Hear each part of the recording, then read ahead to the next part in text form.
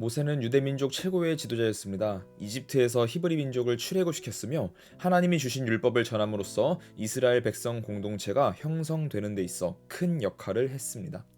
성경을 보면 곳곳에서 율법을 가리켜 모세의 율법이라고 표현합니다. 그러나 엄밀히 따져본다면 이는 잘못된 말입니다. 율법은 하나님께서 모세를 통해서 주신 하나님의 율법입니다. 모세는 단지 하나님으로부터 받은 율법의 전달자에 지나지 않습니다. 믿음의 사람들에게 있어 가장 큰 영광은 무엇이어야 할까요? 하나님의 백성, 하나님의 자녀가 된 것이 가장 큰 영광이어야 할 것입니다. 그러나 유대인들은 하나님의 자녀라는 사실보다 자신들이 모세의 후손인 것을, 모세의 제자인 것을 더 영광으로 여기며 살았습니다. 유대인들은 모세를 하나님의 자리, 아니요, 하나님의 자리 그 이상의 더 높은 자리에 모세를 앉혀 두었습니다.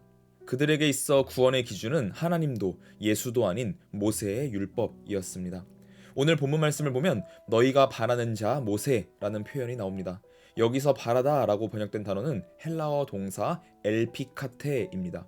이 단어는 신약 성경에서 하나님의 약속을 소망할 때, 신앙의 소망을 의미할 때, 예수 그리스도의 신앙을 소망할 때 사용되는 단어입니다. 다시 말해 주로 신앙과 관련되어 사용되는 단어입니다.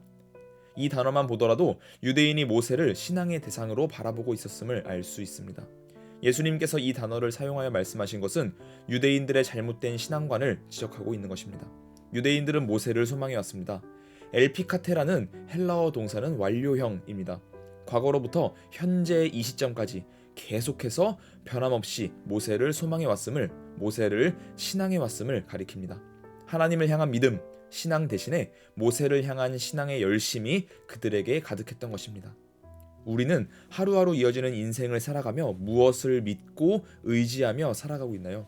유대인들은 모세를 신앙의 대상으로 바라보고 모세를 하나님의 자리인 최고의 자리에 두고 살아갔습니다. 오늘 우리는 하나님의 자리에 무엇을 두고 살아가고 있습니까? 그 자리에 있는 무언가가 바로 우리가 엘피카테하는 대상입니다. 우리가 바라는 대상입니다. 우리에게 주어진 하루의 삶 가운데 일어나는 모든 말과 생각, 행동을 지배하는 무언가가 각 사람에게는 있습니다. 우리가 바라는 엘피카테의 대상은 누구인가요?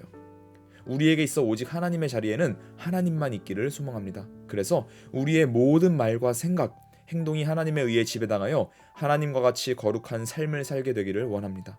오늘 하루 우리에게 주어진 삶의 모든 순간 하나님과 동행하는 하루 되기를 소망합니다. 샬롬.